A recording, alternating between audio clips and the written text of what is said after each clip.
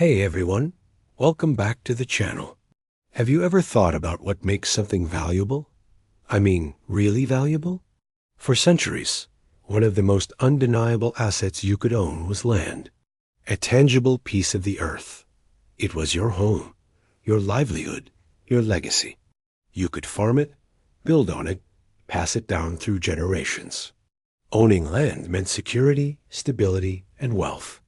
Trading it involved handshakes, deeds, and physical boundaries. It was simple, in a way. You could see it, touch it, and stand on it. But what if I told you that the fundamental principles of owning that piece of land are being reborn in a world you can't touch at all? A digital world. Today, we're re-diving deep into an incredible parallel. The journey from trading physical farmland to trading digital gold, also known as Bitcoin. It might sound like a huge leap, but by the end of this, you'll see the connections are astonishingly clear. Let's rewind the clock. Imagine a small, fertile valley with only 100 plots of land. That's it. No more can ever be created. Naturally, because this land is limited and everyone wants a piece to grow crops or build a home, it becomes incredibly valuable. The first settlers might have gotten it for next to nothing, but as the population grew, the price for each plot would skyrocket. People who got in early could sell their plot for a massive profit to newcomers. This is the simple economic principle of scarcity driving value. The supply is fixed, but the demand keeps growing. Now, let's fast forward to the 21st century and talk about Bitcoin. Instead of a valley with 100 plots, imagine a digital universe with a hard-coded limit of 21 million bitcoins. Just like our finite farmland, no more can ever be created. This digital scarcity is the core feature that gives Bitcoin its potential value. The creator of Bitcoin, the mysterious Satoshi Nakamoto, designed it this way on purpose. He wanted to create a form of digital money that could be endlessly printed and devalued by governments or banks, much like how no one can just magically create more land in our valley. So, how do you own a piece of this digital land? Instead of a paper deed stored in a safe, you have a private key. This is a long, complex string of characters that gives you exclusive access to your Bitcoin on a public ledger called the blockchain. Think of the blockchain as the town's official record book, where every single land transaction in our valley is recorded for everyone to see. It's transparent, it's public, and it's virtually impossible to tamper with. Once a transaction is recorded, it's there forever. This creates an unprecedented level of security and trust in ownership, without needing a lawyer or a land registry office. Your private key is your deed, your proof of ownership in this digital frontier. Let's go back to our valley. As the town grows and prospers, the value of those 100 plots of land doesn't just depend on their farming potential. It starts to attract a new kind of buyer, the speculator. These aren't people who want the farm.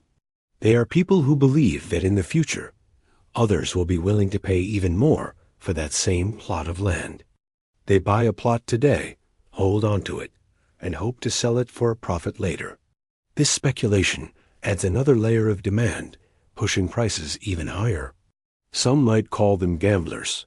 Others call them forward-thinking investors. This is exactly what we see happening with Bitcoin. Many people who buy Bitcoin aren't necessarily using it to buy coffee every day. They are buying it because they believe that, due to its fixed supply and growing adoption, its value will increase over time. They are speculating on its future price. This is why you see Bitcoin's price being so volatile. It's influenced by news, by government regulations, by big companies adopting it, and by the overall sentiment of millions of investors around the world, all guessing what its future value will be. Now, here's where it gets even more interesting. You can't exactly split a physical plot of farmland into 1,000 tiny pieces and sell them off easily. But with Bitcoin, you can. A single Bitcoin is divisible into 100 million smaller units called Satoshis. This means you don't have to buy a whole Bitcoin. which can be very expensive.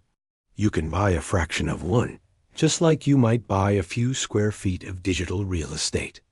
This divisibility makes it accessible to almost anyone, allowing more people to participate in this new digital economy. It breaks down the high barrier to entry that often exists with traditional assets, like real estate. Of course, there are huge differences. You can't live on a Bitcoin. You can't grow crops on the blockchain. The value of land is tied to its physical utility, while the value of Bitcoin is tied to its network, its security, and the collective belief of its users. Land is old, proven, and stable. Bitcoin is new, experimental, and notoriously volatile. Investing in farmland is a slow, steady game. Investing in Bitcoin can feel like riding the world's wildest roller coaster. However, the core principles remain the same. Both derive value from scarcity. Both have a clear system of ownership, a deed for land, a private key for Bitcoin. And both are subject to speculation, where people buy not just for its current use, but for its potential future worth. So what does this all mean for you? Understanding this parallel helps demystify Bitcoin. It's not just some random internet money that appeared out of nowhere. It's a digital asset built on age-old economic principles of supply and demand, scarcity and ownership. It's an attempt to create a global, decentralized, and finite asset for the digital age, much like land was for the agricultural age. Whether you think Bitcoin is the future of finance or just a passing fad, you can't deny the ingenuity behind it. It challenges our very definition of what an asset can be. We've moved from owning atoms to owning bits, from physical property to digital property. The transition from farmland to Bitcoin isn't just a change in technology. It's a fundamental shift in how we perceive and store value. It's a fascinating new chapter in the history of human commerce, and we are all living through it. What are your thoughts on this? Do you see the parallel between digital scarcity and physical land? Let me know down in the comments. I'd love to hear your perspective. Thanks so much for watching today. If you found this explanation helpful and want to learn more about how technology is changing our world, make sure to hit that like button and subscribe to the channel so you don't miss our next video. Until next time, stay curious.